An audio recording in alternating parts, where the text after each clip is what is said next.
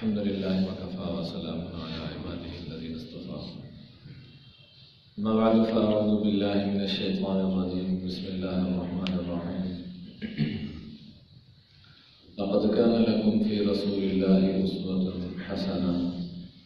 وقال النبي صلى الله تبارك وتعالى عليه وآله وسلم: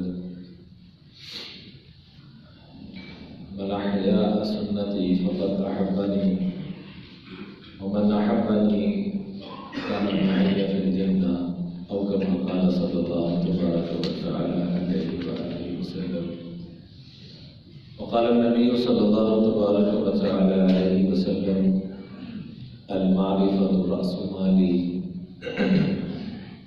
العقل أصل ديني، والحب أساسي، والشوق مركبي، وذكر الله أنيسي، والثقة كنزي، والحزن رفيقي، والعلم سلاحي، والصبر ردائي، والرضاء غنيمتي، والعز فخري، والزهد حرفتي، واليقين قوتي، والصدق شفيعي، والطاعة حسبي، والجهاد خلقي، وقر عيني في الصلاة، أو كما قال صلى الله تبارك وتعالى عليه وآله وسلم. میں انتہائی قابل احترام میرے دوستوں بزرگوں، ہر انسان نے کسی نہ کسی کی زندگی کو اپنانا ہوتا ہے، کسی نہ کسی کے پیچھے چلنا ہوتا ہے۔ اتباع کہتے ہیں اونٹوں کے ان نشانوں کو جو ان کے قدموں کی وجہ سے بنتے ہیں اور اس کے پیچھے سینکڑوں ہزاروں اونٹ چلتے رہتے ہیں اور اپنے فاصلے طے کرتے رہتے ہیں۔ آقا علیہ الصلوۃ والسلام کے نقش قدم پہ چلنا، جیسے اونٹ آگے والا جیسے قدم رکھتا ہے پچھلے والا بھی ویسے ہی کرتا چلا جاتا ہے اور اپنی منازل تک پہنچ جاتے ہیں۔ اتباع اس چیز کا نام ہے کہ آقا علیہ الصلوۃ والسلام کے نقش قدم پہ 100% چلنا۔ ہم بڑے خوش قسمت ہیں کہ اللہ نے اپنے محبوب کی لاڈلی امت میں مجھے آپ کو پیدا فرمایا اور یہ ماہ مبارک ربیع الاول جیسی نعمت سے ہمیں مالا مال فرمایا۔ ربیع کہتے ہیں بہار کو، اس کائنات نے پہلی مرتبہ بہار دیکھی جب امام الانبیاء تشریف لائے۔ روایات کے اندر آتا ہے تو حضرت عمر رضی اللہ تعالیٰ عنہ کے دور میں آ کر سالوں کے نام پڑھنا شروع ہوئے، ہجری کے نام سے۔ اس سے پہلے عربوں کے ہاں دستور اور نظام یہ تھا کہ اس سال کے اندر کوئی خاص واقعہ پیش آتا تو اس نسبت سے اس کا نام رکھ دیا جاتا۔ جیسے امام الانبیاء جس سال دنیا میں تشریف لائے تو عام الفیل، ہاتھیوں والا فیل کہتے ہیں ہاتھیوں کو، تو ہاتھیوں والے کے نام سے ایک نام پڑ گیا۔ ایسے ہی جس سال اماں خدیجہ فوت ہوئی عام الحزن، غم والا سال، تو اس نسبت سے اس کا نام رکھا جاتا تھا۔ اللہ کی شان امام الانبیاء صلی اللہ علیہ وسلم جس سال تشریف لائے تو سنۃ الفرح والابتہاج، خوشیوں والا سال اور رب کی نعمتوں والا، رحمتوں برکتوں والا سال، یہ اس کا نام عربوں نے آقا علیہ الصلوۃ والسلام کی پیدائش کے اوپر جو برکات نمودار ہوئیں اور ظاہر ہوئیں کہ جہاں بارشیں قحط سالی کی کیفیت بہت زیادہ ہو چکی تھی تو بارشیں اتنی کثرت سے اس سال میں، عربوں کو نہیں پتا کہ یہ آقا کے صدقے سے ہو رہی ہیں، ان کی برکت سے ہو رہی ہیں، لیکن وہ ساری برکتیں امام الانبیاء کی تھی کہ اس سال بارش اتنی ہوئی کہ خوشحالی ہی خوشحالی اور ہریالی ہی ہریالی ہوگی، چشموں میں پانی، اوپر سے پانی، باغات کے اندر پھل جو کئی سالوں میں اتنا نہیں ہوا تھا جو اس ایک سال میں جتنا پھل ہوا۔ اور عربوں کے ہاں لڑکے کی پیدائش پہ بہت زیادہ خوشی منائی جاتی تھی، جیسے یہاں خوشی کے موقع پہ لڈو تقسیم کیے جاتے ہیں، مختلف پھول دیے جاتے ہیں، مختلف چیزیں دی جاتی ہیں۔ تو اس سال اللہ نے عرب کی سرزمین پہ سب کو نرینہ اولاد سے مالا مال فرمایا، سب کو تحفے، یعنی ہر طرف نعمتیں ہی نعمتیں، اس لیے اس سال کو سنۃ الفرح والابتہاج اور ذکر رہتا ہے لقد کان لکم فی رسول اللہ اسوۃ حسنہ کہ زندگی تو کسی نہ کسی کی اپنانی ہے، کیوں نہ امام الانبیاء کی زندگی کے نقش قدم پہ ہم چلیں۔ یہاں پر آپ غور کریں گے کہ اللہ تعالیٰ نے رسول اللہ کا لفظ استعمال فرمایا ہے۔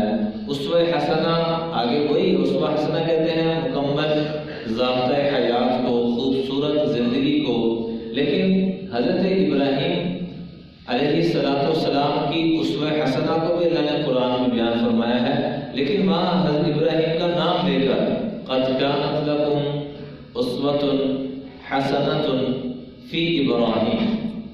قرآن پاک میں آپ دیکھیں گے اللہ جل جلالہ نے مختلف انبیاء کو نام لے کر پکارا ہے، مختلف انبیاء کو مخاطب کیا ہے۔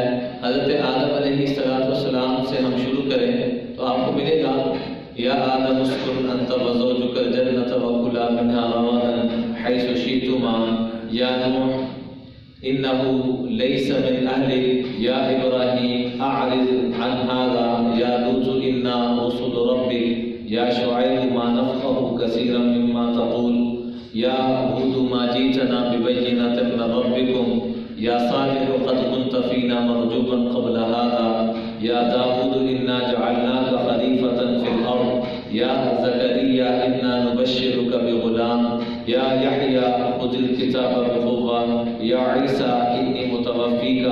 لیکن امام الانبیاء کو ایک مرتبہ بھی نہیں فرمایا یا محمد صلی اللہ علیہ وسلم۔ ہمیشہ جیسے آئی جی صاحب تشریف لائے ہیں، نام لیا جاتا ہے، جنرل صاحب تشریف لائے ہیں، وزیر اعظم صاحب تشریف، القابات سے ہمارے ہاں بھی ایک فخر کی چیز اور ایک عزت، ڈاکٹر صاحب تشریف لائے ہیں، مولانا صاحب تشریف لائے ہیں، فلاں حضرت صاحب تشریف لائے ہیں، فلاں انجینئر صاحب تشریف لائے ہیں، یعنی ایک القابات کے ساتھ پکارا جاتا ہے۔ لیکن ہمارے ہاں کم یہ چیز ہے، عربوں کے ہاں بہت زیادہ یہ چیز پائی جاتی تھی۔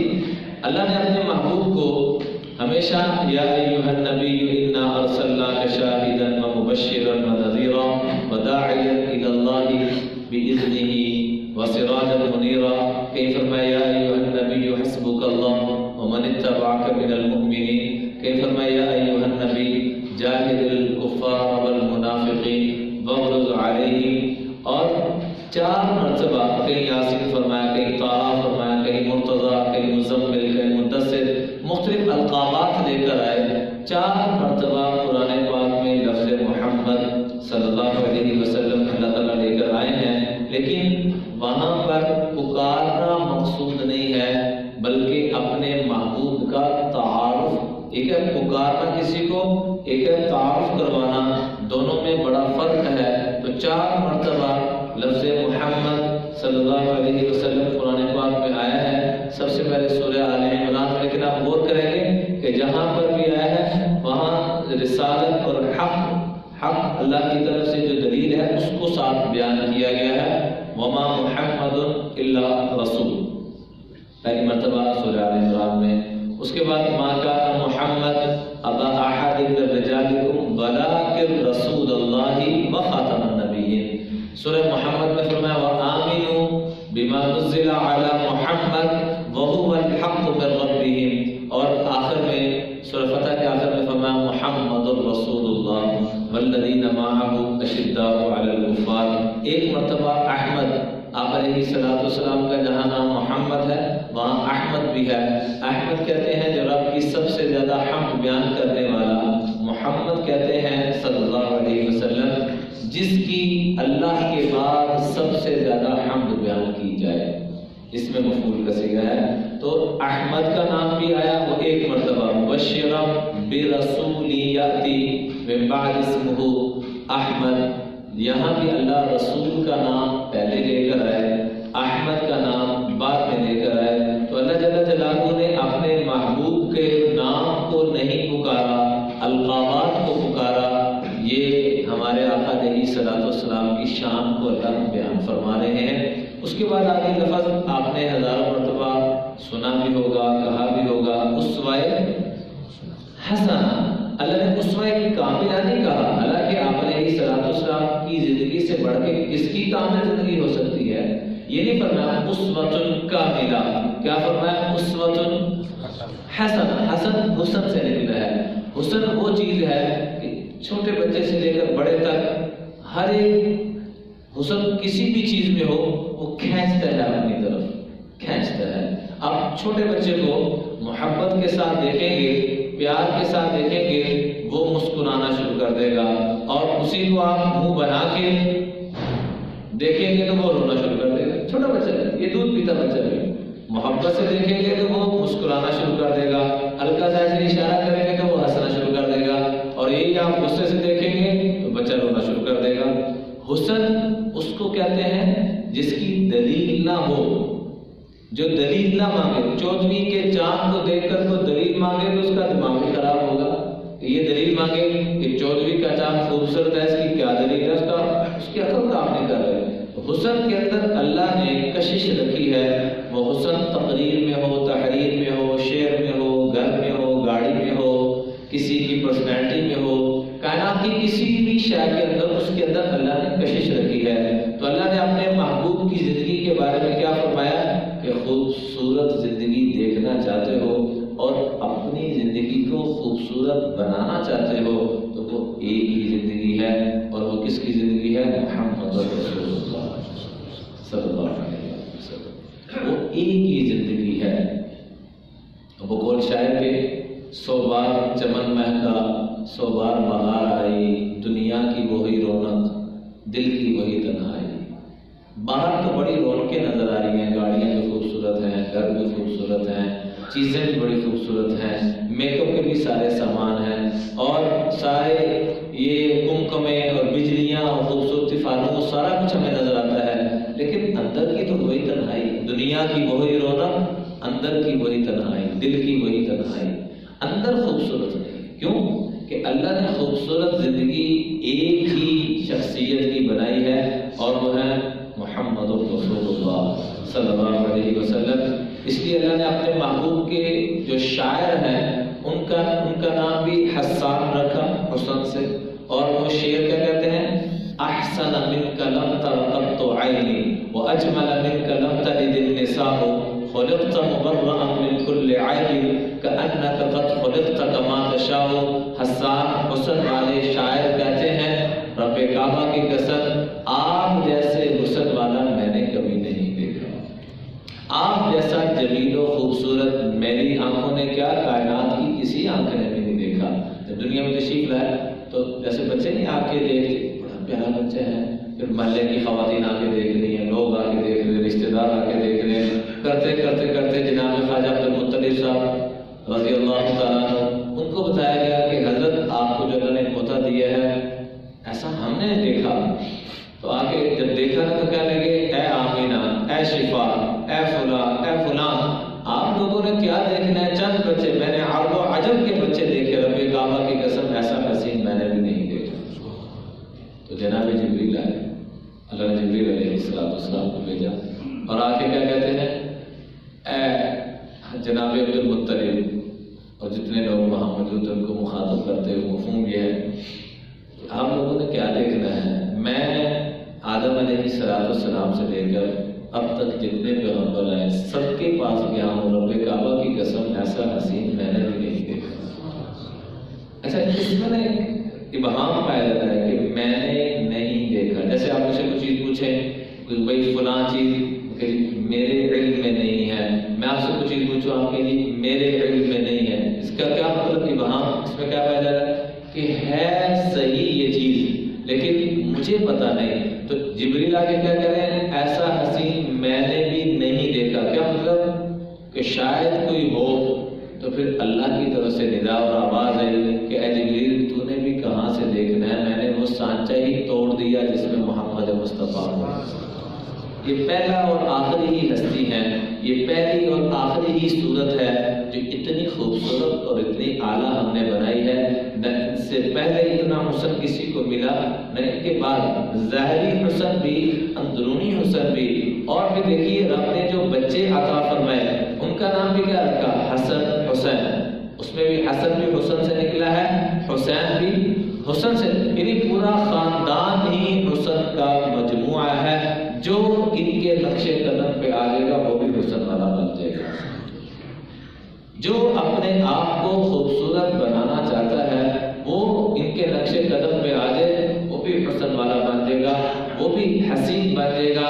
اس لیے آپ علیہ الصلوۃ والسلام سے پوچھا گیا یا رسول اللہ صلی اللہ علیہ وسلم آپ کی مبارک زندگی اسوہ حسنہ ہے کیا؟ تو آپ نے 17 چیزیں بیان فرمائی. کتنی چیزیں؟ 17 چیزیں. انشاءاللہ اپنے موقع پہ وہ بھی عرض کریں گے. 17 چیزیں بیان فرمائی. فرمایا المعرفۃ رأس مالی والعقل اصل دینی والحب اساسی والشوق مرکبی وذکر اللہ انیسی والثقۃ کنزی والحزن رفیقی والعلم صلاحی والصبر ردائی والرضاء غنیمتی والعز فخری والزہد حرفتی والیقین قوتی والصدق شفیعی والطاعة حسبی والجہاد خلقی وقر عینی فی الصلاۃ. یہ 17 چیزیں بیان فرمائی. اس میں سے میں ایک عرض کرنا چاہوں گا کہ آپ نے فرمایا والعز فخری, عاجزی میرے فخر کی چیز ہے. وَأَنَا سَيِّدُ الْأَوَّلِينَ وَالْآخِرِينَ, میں اگلوں کا بھی پچھلوں کا بھی سردار ہوں. انا سید الانبیاء والمرسلین, میں خالی اگلے پچھلوں کا نہیں, ان میں جو سب سے اعلیٰ ہستیاں ہیں انبیاء اور پیغمبر رسول میں ان کا بھی سردار ہوں. لواء الحمد بیدی یوم القیامہ, کل قیامت میں رب کی تعریف کا جھنڈا میرے ہاتھ میں ہوگا.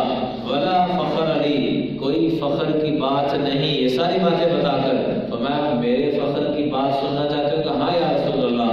آپ نے فرمایا الفخر فخری, میرے فخر کی بات فخر و فاقہ ہے. میرے فخر کی بات فقیروں سے محبت کرنا ہے. میرے فخر کی بات عاجزی انکساری ہے. والعجز فخری, میرا فخر عجز انکساری, غربت معاف کرنا, درگزر کرنا, اس کے ساتھ جڑا ہوا ہے. اور جو اس پہ آ جائے گا میں محمد مصطفیٰ احمد مصطفیٰ صلی اللہ علیہ وسلم گارنٹی دیتا ہوں اس بات کی کہ رب اس کو بھی عزت کی چوٹیوں پہ پہنچا دے گا. اس لیے قسم کھا کے فرمایا ثلاث اقسم علیہن, اے میرے امتیو, ویسے تو تمہیں میری بات پہ یقین کر لینا چاہیے لیکن جہاں میں قسم کھا لوں تو وہاں اور زیادہ یقین قوت بڑھ جاتی ہے نا. ایک آدمی ویسے بات کر رہا تھا, امام الانبیاء کا ویسے ہی فرما دینا قسم کی ضرورت نہیں, اللہ کا ویسے فرما دینا ضرورت نہیں, لیکن تاکید اور مزید اپنے بندوں کو پکا کرنے کے لیے اللہ تعالیٰ قرآن پاک میں یقین مزید دلانے کے لیے قسم کھا رہا ہے. ایسے ہی محمد مصطفیٰ احمد مصطفیٰ صلی اللہ علیہ وسلم کیا فرما رہے ہیں؟ ثلاث اقسم علیہن, میں تمہارا محبوب رب العالمین کا محبوب امام الانبیاء 3 چیزوں کی قسم کھا کے کہتا ہوں کہ 3 چیزیں میرے کہنے پہ قبول کر لو, تمہیں ان 3 چیزوں میں کبھی کمی, کبھی گھاٹا, کبھی نقصان نہیں ہوگا, کبھی کمزوری نہیں دیکھنی پڑے گی. سب سے پہلی چیز ما نقص مال من صدقہ, جو آدمی اپنے مال کو بڑھانا چاہتا ہے, عقل کہتی ہے پیسہ سنبھال کے رکھو, آقا فرما رہے ہیں پیسہ کھول کے رکھو. عقل کیا کہتی ہے؟ پیسہ. اور آقا علیہ الصلوۃ والسلام کیا فرما رہے ہیں؟ پیسہ کھول کے رکھو. اور خاص طور پہ صدقے کے سب سے زیادہ مستحق میرے آپ کے رشتے دار ہیں, پڑوسی ہیں, دائیں بائیں والے ہیں. اور خاص طور پہ پوچھا گیا رسول اللہ صلی اللہ علیہ وسلم سب سے اعلیٰ صدقہ, سب سے بہترین صدقہ, سب سے زیادہ ثواب میں صدقے کا ملتا وہ کون سا ہے؟ فرمایا آپ کا وہ رشتے دار جس کو آپ کا دیکھنے کو بھی دل نہ کرتا ہو, ایسے رشتے دار کو صدقہ دینا, پیسہ دینا سب سے اعلیٰ صدقہ ہے. جنہوں دیکھا دل نہیں کرتا انہوں نے پیسے دے. کیوں؟ یہاں بڑھو کوئی نہیں ہے, یہاں پورا ہی مجاہدہ ہے, صلہ رحمی بھی ہو رہی ہے. کہیں ہوتے ہیں ہر جگہ ہی کوئی جھوٹا ہوں گے, دیکھا ہے جھوٹا ہوتے ہیں کہ سیر چلا تو دماغ میں بچ درد شروع ہو جاتی ہے. جھوٹا کہوں کہ جو دل کا ترجمہ کر رہے وہ ان کا معاملہ ہے. اگر وہ میں جھوٹ ہوں تو وہ میرا معاملہ ہے. آپ میرے رشتے دار ہیں, آپ کے ساتھ زندگی سے پیش ہے, آپ کو اللہ ادھر لے لے گا, میں نہیں چلے گا. تو میں وہ صدقہ, وہ پیسہ, صدقہ ضرور نہیں کہ یہ صدقہ نفلی صدقہ ہے, یہ آپ بات مملکت کے بادشاہ کو بھی دے سکتے ہیں. آپ کا رشتہ دار ویسے بڑا امیر ہے، آپ نفلی صدقہ خیرات جو بھی کہہ رہے ہیں آپ اپنے امیر رشتہ دار کو بھی دے سکتے ہیں. تو اس رشتہ دار پہ خاص طور پہ خرچ کرنا جس سے آپ کا بات کرنے کو بھی دل نہیں کر رہا، اور فرمایا ساتھ دعائیں کرنا شروع کر دو، اللہ سب سے بڑا دوست اسی کو آپ کا بنا دے گا. دوسری چیز جو ہمارا سب موضوع چل رہا تھا، ما زاد اللہ عبدا بعفو الا عزا، جو یہ چاہتا ہے کہ میں عزت کی چوٹیوں پہ پہنچوں وہ دوسروں کو معاف کرنا شروع کر دے، رب اس کو عزتوں کی چوٹیوں پہ پہنچا دے.